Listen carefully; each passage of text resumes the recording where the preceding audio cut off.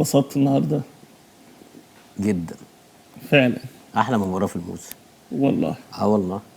انت الاخر لحظه انبسطت لفوز الزمالك ولا لأداء المباراة بشكل عام؟ اول هام اتبسطت لمجلس الاداره، مم. تاني هام لمعتب جمال، مم. تالت هام للعيبه، مم. رابع هام للجماهير بقى عشان تساند يعني. أكيد، بس هو الجماهير ليها الدور الأكبر. انا بتكلم عموما، هو رقم واحد قبل كل ده بيبقى الجماهير، بس انا أكيد. جبت النهارده الجماهير اخر حاجه ليه؟ مم. لان الجماهير في ناس كانت منقسمه على موضوع تعيين معتمد جمال. مم. انا بكلمك بقى بمنتهى الامانه، وناس متخوفه وناس بتقول لك ده ما عندوش خبره، ده ما مسكش قبل كده والكلام ده. لا، النهارده معتمد يعني ربنا كرمه، لان حط كل لعيب في مكانه. انت النهارده اقل مره تروح عليك فرص. مم. سيبك من الكره اللي هو انقذها المسلوسي دي بتاعت حسام عبد المجيد، يعني لو طلع الجامب صح تحس كده ان هو مش قادر، حتى كمان بعديها لما عدته بيجري تأدية واجب، مش قادر يشيل رجله. واخد بالك؟ وطبعا المسلوسي عمل تغطيه عالميه، ولان طبعا التاني فكر ان هو لوحده ما حدش هيحصله وخلاص، وان هي ضرب حسام مجيد وراح انفراد فراح براحته يعني. فالمسلوسي عمل انقاذ تاريخي يعني.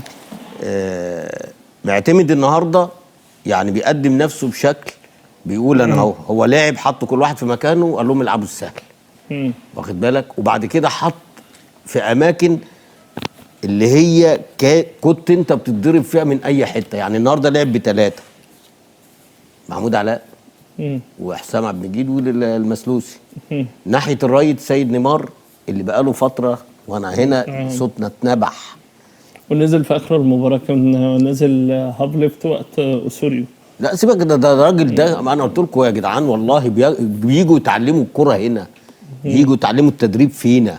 واخد بالك؟ وبرده كولر برده جاي دوره اخر يعني كولر وفوتوريا برده جاي برده دوره. أنت قاعد لهم؟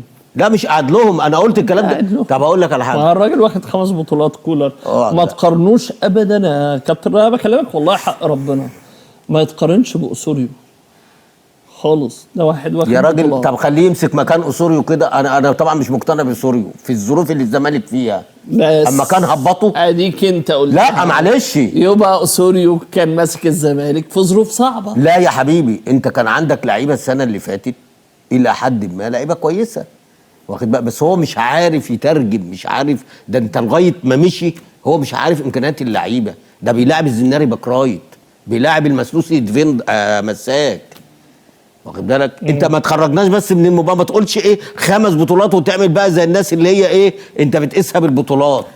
واخد بالك؟ طب والسنه دي ما انت، طب والسنه دي حق ربنا، المدربين نتائج حق ربنا يمشي بعد البطولتين اللي خسرهم دول ولا لا؟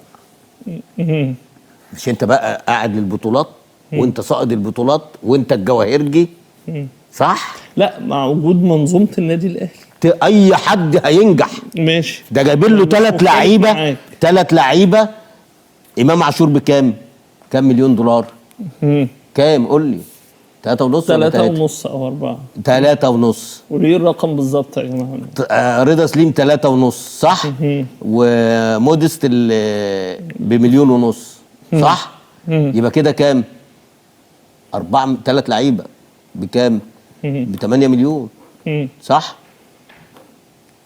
ماشي. 7 8 ونص. ماشي.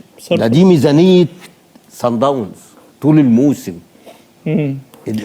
طيب خلينا نرجع لماتش الزمالك وماتش بيراميدز، لان الزمالك وبيراميدز ماتش يعني ما بيتكررش كتير. هو دي فلتة ومش هيتكرر تاني. لا، كل 3-4 سنين. لا مش هيتكرر. لا بص، مش هيتكرر تاني في الحالة اللي هي فيها نادي الزمالك. يعني انت عارف السنة الجاية هيبقى نادي الزمالك احسن، هيجيب صفقات وهيجيب مدير فني، واخد بالك؟ فلما يلعب عادي مع بيراميدز وهو واقف على رجله ده طبيعي. انما اللي مش طبيعي ان انت داخل ماتش وفي لعيبه محطمه نفسيا وفي لعيبه. بس عايز اقول لك على حاجه بقى، يعني انا قلت لك مجلس الاداره ليه؟ لان القرارات اللي خدها تاريخيه. هو ده اللي كسبك، اللي هو عرض فتوح قرارات تاريخيه والزناري. قرارات تاريخيه ما بتحصلش كتير في نادي الزمالك. هو ده العدل. العدل ده اللي خلاك كسبت النهارده. العدل ده اللي خلى اللعيبه ماتت في الملعب النهارده. العدل ده اللي خلى معتمد مركز يا راجل، ده احنا بقالنا سنه وشويه ما شفناش سامسون. ده راجل قاعد وهو نازل بيصدي، يعني من كتر القعده صدى. فلما ينزل يعمل الثرو باص والراجل يعملها له تاني اوباما وهو يحطها. طب ده هنا بقى لازم تلوم على الناس في النادي الاهلي، مودست ولا ده؟ مع ان ده ما خدش الفرصه. تمام. ما خدش الفرصه، خلي بالك يعني سامسون ده ما خدش الفرصه. وانا كنت بتكلم معاكم بقول لك والله لعيب كويس مش وحش. خلي بالك مودست يعني يعني لسه ما قدمش او ما عملش مش هيقدم دلوقتي، بس في نفس الوقت وانت بتتعاقد معاه هو عنده راجل انت جايبه من بروسيا دورتموند او كان بيلعب في بروسيا دورتموند. امتى؟ ماشي. سنه كام؟ ماشي ليه تاريخ. طب ما احنا نجيب حسام حسن بقى ونجيب عماد متعب. لا هو حسام حسن وعماد متعب هنجيبهم دلوقتي يا كابتن رضا. طب ما هو زيهم. يعني انا لما بجيب رضا هو عبد زيهم. العال ثواني بس، انا لما بجيب رضا عبد العال بجيبه ليه؟ او محمود ابو الدهب بجيبه ليه؟ لان رضا عبد العال كان بيلعب في الزمالك، او محمود ابو الدهب كان بيلعب في الزمالك وبيلعب في المصري، يعني في تاريخ. هو انت لما بتيجي بتقدم كلاعب كوره بتقول السي في بتاعك ايه؟ لا استنى عشان ما فهمتش دي. استنى يعني بتجيبني هنا يعني في البرنامج ولا بتجيبني بتعاقد معاه رضا، بتعاقد كنادي معاه. ليه؟ يعني النادي الاهلي مثلا تعاقد معاك ليه يا كابتن رضا؟ عشان انت كنت بتلعب في النيل للادويه، ولا هو جايبك من نادي الزمالك، جايبك نجم من نادي الزمالك؟ ما ترد عليا. ما انا برضو مش فاهم كلامك، انت عايز تقصد ايه؟ اصل انت كلامك مش سالك يعني. يعني انت كلام طب بص يا حبيبي والله بلاش والنبي يا كابتن رضا شغل الدخول في النوايا ده. على التاريخ. انا بكلمك على التاريخ. فهو النهارده لا صدق بتقول لي انا جايبك البرنامج ليه؟ عشان مش البرنامج، انا بكلمك عن النادي. لا ما جايبك لو جايبك هنا في البرنامج انت لعبت في الزمالك. لا انت اللي جيت لي، انت اللي جيت لي. ايوه ماشي. طب ما انا اللي جيت لك، انا جاي لك ليه؟ ما عشان لا عشان في فرق ما بين رضا عبد العال في الملعب ورضا عبد العال في مكان تاني. لا بص في البيت يعني. بص لا يا حبيبي، ورضا عبد العال هنا في البيت. يا عم اسلام بس انت حبيبي اصبر بس. لا اذا لا وراح الله يرحمه والنبي سيبه ورحمه ابوه. سيبه ابويا يفطر. لا سنه بس.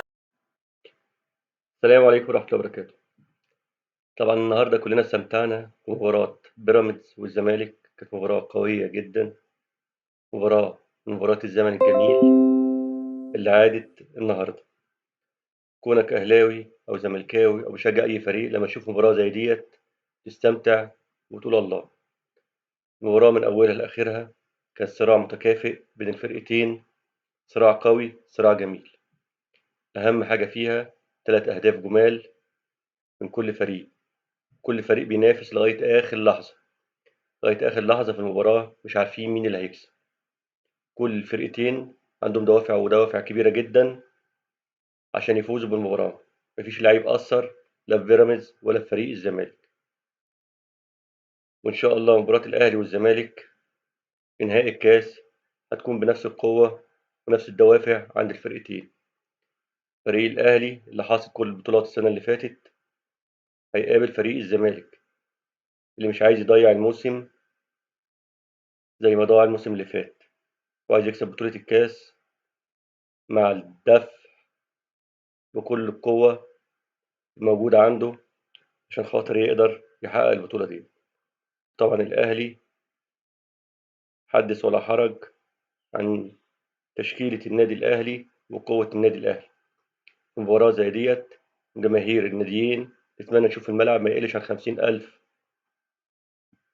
مشاهد ومتفرج من جماهير الناديين، عشان كل ما كانت الجماهير موجودة كل ما استمتعنا زيادة، وكل ما اللعيبة تحمست وعملت كل ما في وسعها عشان تقدم مباراة جميلة ومباراة قوية، لأن مباراة تعني بطولة.